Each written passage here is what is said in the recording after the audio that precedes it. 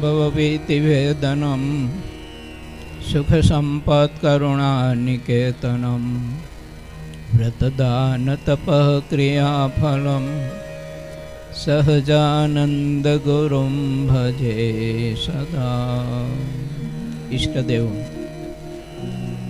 सर्वावतारी भगवान स्वामीनारायण महाप्रभु આજે જેમની ધાંગધ્રા નગરની રાજબજારોમાં યાત્રા નીકળી એવા ભગવાન જગન્નાથજી, મર્યાદા પુરુષોત્તમ નારાયણ એવા ભગવાન રામચંદ્રજી, ભગવાન શ્રી કૃષ્ણ, ભગવાન ભોળાનાથ આ દિવ્ય સભામાં ઉપસ્થિત પરમ પૂજ્ય નારાયણ સ્વરૂપ સ્વામી, પરમ પૂજ્ય શાસ્ત્રી સ્વામી શ્રી સત્યપ્રકાશદાસજી સ્વામી, પરમ પૂજ્ય વિવેક સાગર સ્વામી અને રથયાત્રા સમિતિના આમંત્રણથી પધારેલા માનનીય આપણા ધારાસભ્ય શ્રી, જેઓને થોડીક કામકાજના કારણે ઉતાવળથી નીકળી ગયા પ્રકાશભાઈ, વૈભવભાઈ ચોકસી તથા નિશાંતભાઈ પ્રજાપતિ અને આજનું મોસાળોનો જેમને દિવ્ય લાભ લીધો છે એવો પ્રકાશભાઈ, એમનો સમગ્ર પરિવાર અને ઉપસ્થિત સમગ્ર ધાંગધ્રાના ધર્મપ્રેમી સમગ્ર ભક્તજનો, સમગ્ર વિદ્યાર્થીઓ, વિવેક સ્વામીથી માંડી અને બધા સંતોએ, પૂજ્ય નારાયણ સ્વરૂપ સ્વામી, પૂજ્ય શાસ્ત્રી સ્વામીએ, આપણા ધારાસભ્ય શ્રી પ્રકાશભાઈએ, વૈભવભાઈએ બહુ અદ્ભુત વિચાર આપ્યા છે કે આપણા ભારત દેશમાં મહાભારતનો સર્જાય એવા વિચાર આપ્યા છે. આપણા ભારત દેશને રામાયણનો સદવિચાર મળે એવા સદવિચારો આપણને આપ્યા છે. ભગવાન સ્વામિનારાયણે સારાએ ભારત દેશનું નિરીક્ષણ કરી અને ભારત દેશના સમાજમાં જે કંઈ ઉણપો હતી તે ઉણપો દૂર કરવા માટેના વિચારો એટલા બધા અદ્ભુત શિક્ષાપત્રી, વચનામૃત જેવા ગ્રંથમાં આપ્યા છે. આપણે સૌ કોઈ એના અભ્યાસી બનીએ. આ બધા મહોત્સવની પાછળ લક્ષ્ય તો એક જ છે, ભેળા કરવાનું લક્ષ્ય નથી, પરંતુ સૌ આપણે ભેળા રહી શકીએ ને એ લક્ષ્ય છે. ભેળું થાવું અને ભેળું રહેવું, આ બેમાં ઘણો બધો આકાશ પાતાળ જેટલો ભેદ છે.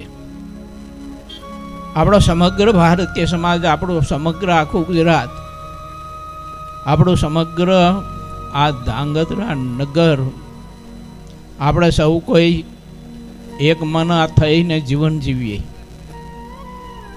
એકાદા બીજાના કાર્યમાં આપણે ખૂબ પૂરક બનીએ. આપણા ભારત દેશની સંસ્કૃતિ, આપણી હિન્દુ સંસ્કૃતિને વધુ ને વધુ ઉજાગર કરવા માટે આપણું ભવિષ્ય, આ બાળકો, એમાં આપણે શિવાજી મહારાજના, રાણા પ્રતાપજીના, સરદાર વલ્લભભાઈ પટેલ જેવાના કાંઈક આધ્યાત્મિક જગતના મહાપુરુષો થઈ ગયા.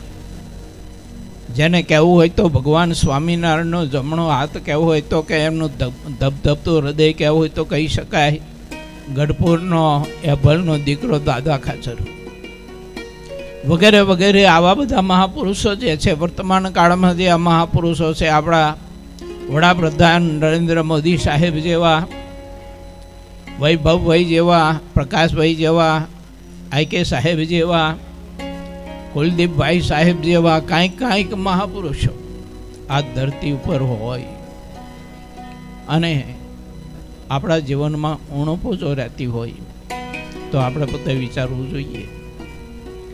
આ બધા સંતોનો એક જ સૂર છે. હું ઘણીવાર મારી કથામાં કહું લોકોને, સૈનિક, સંત, શિક્ષક અને સજ્જન, આ ચાર જો આપણા ભારતીય આ બાળધનને સારો સંસ્કાર આપી રહ્યા છે, વધુ આપે તો આપણા ભારત દેશનું ભવિષ્ય બહુ ઉજળું હોય છે.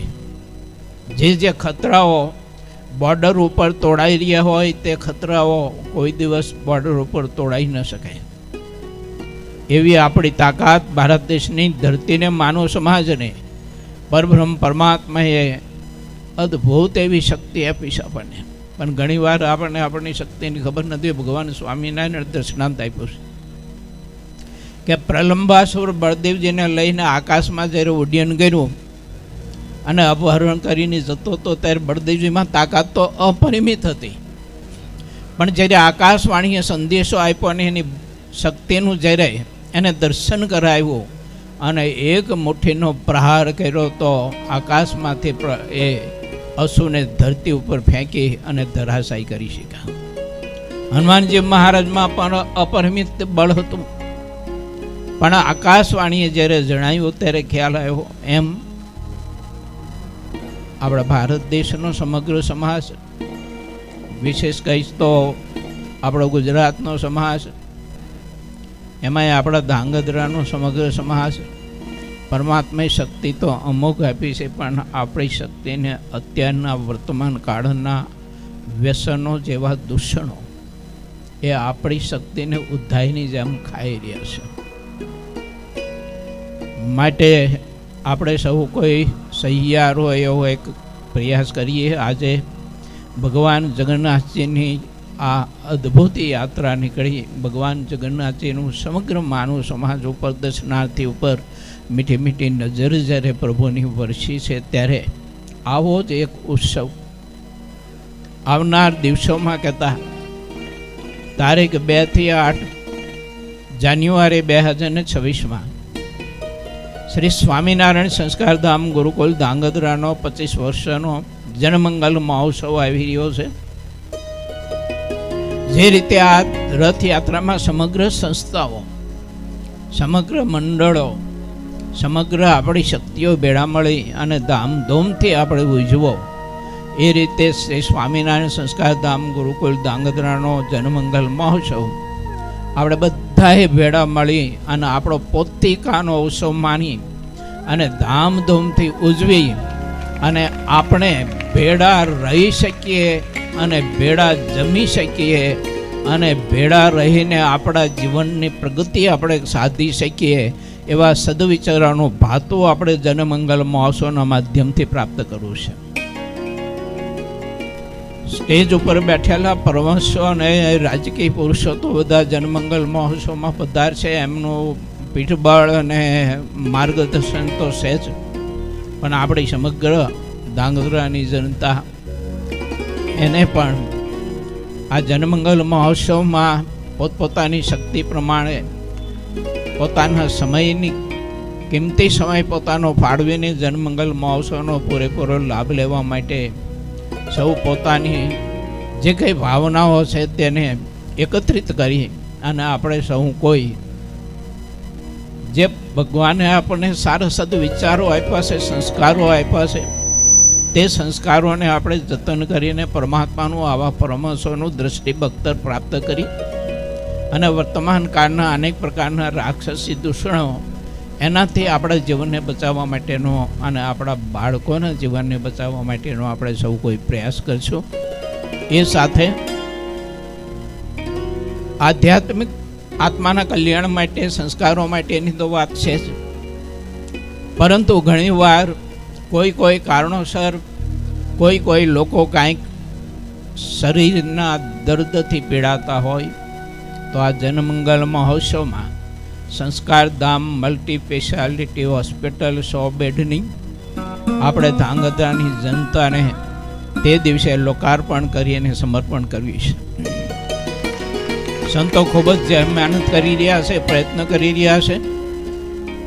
ઘણા બધા એવા ગરીબોની, દર્દીઓની. ચોકસી સાહેબ એક મને વિચાર આવ્યો હતો 2-3 વર્ષ પહેલાં, સ્વામી ગુરુ પૂર્ણિમાનો ઉત્સવ નજીક આવી રહ્યો છે, તો ગુરુ પૂર્ણિમાનો ઉત્સવ આવતો તે પૂર્વે મેં બધા સમાજને એક વિચાર આપ્યો હતો. મેં કીધું તમે પૂજન કરવા માટે આવો તો 5-7 હજાર હરિભક્તો પૂજન કરવા માટે આવતા હોય. પ્રત્યેક હરિભક્તો શ્રીફળ અને હાર લઈને આવતા હોય, કમસે કમ એક હારનો 100 રૂપિયા, 200 રૂપિયા, 500 રૂપિયા કિંમત થતી હોય. મેં કીધું તમે બધા મને હાર પહેરાવો, હું હાર કાઢી નાખું, બીજો હાર પહેરાવે હું કાઢી નાખું, બધું જાય કચરા પેટીમાં. તો મારા દિલમાં એક પ્રેમ કહો તો પ્રેમ, સ્નેહ કહો તો સ્નેહ, દર્દ કહો તો દર્દ, કે ઘણી બધી આપણી ગરીબ કુટુંબ પરિવારની દીકરીઓ કોઈ પ્રસૂતિના દુઃખમાં, કોઈ આપણા વડીલો હોય તો એ શારીરિક દુઃખમાં પીડાતા હોય.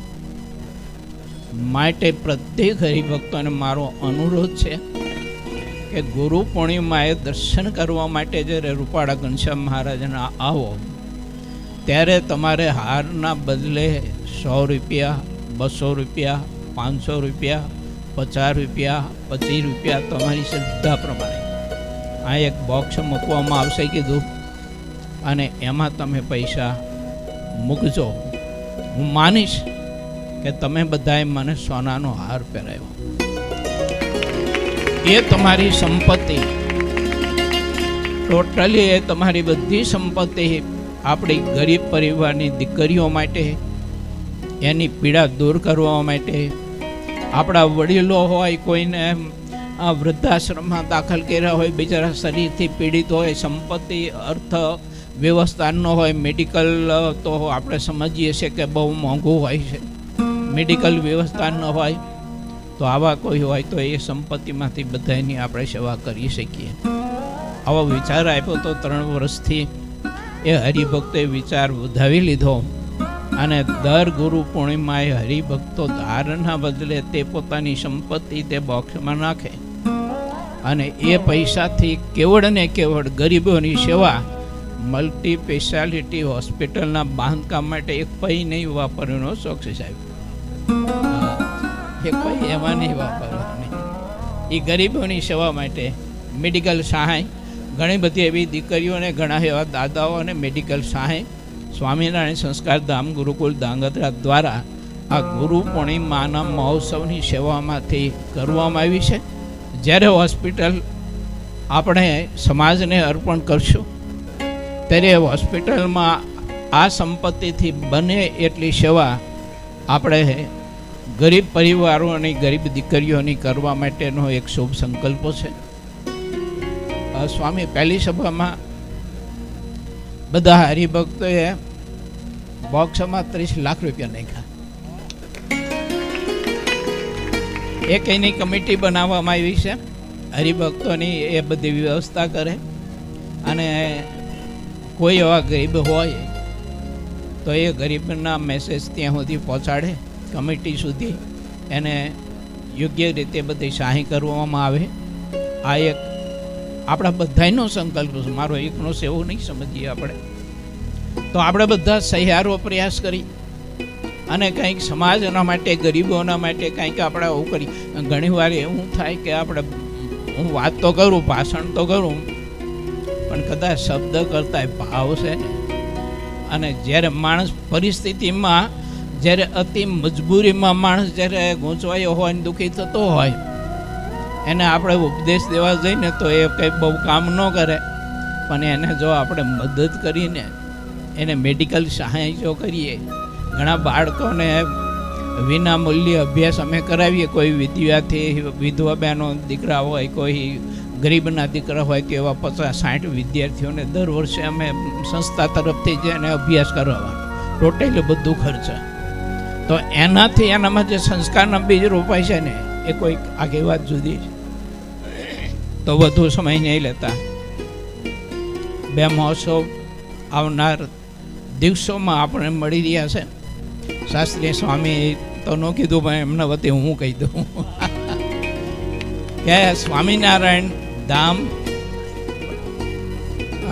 વ્રજ પર આશ્રમ, સ્વામિનારાયણ આશ્રમ, તો સંસ્કાર ધામનો જનમંગલ મહોત્સવ આવે એ પૂર્વે તે સ્વામિનારાયણ આશ્રમનો પ્રતિષ્ઠા મહોત્સવ આવી રહ્યો છે.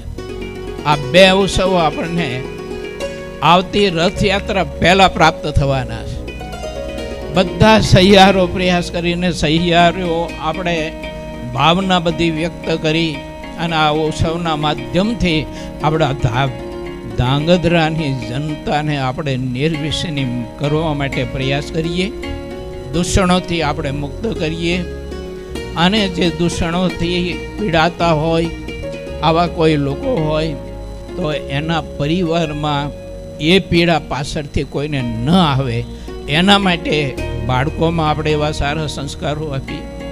તો ધાંગધ્રાની સમગ્ર જનતા અમારી સંતોષી શીખે. આપણે બધા ભાગ્યશાળી છે કે આવા સંતોનું આપણને સામીપ્ય પ્રાપ્ત થયું છે, આવા બધા રાજકીય પુરુષોનું સામીપ્ય પ્રાપ્ત થયું છે. માટે અને ઘણા બધા સજ્જનો આમાં બેઠા છે, નામી અનામી બધા. તો આપણે બધા સહિયારો પ્રયાસ કરીને આવી રીતે બે ઉત્સવો જોઈએ.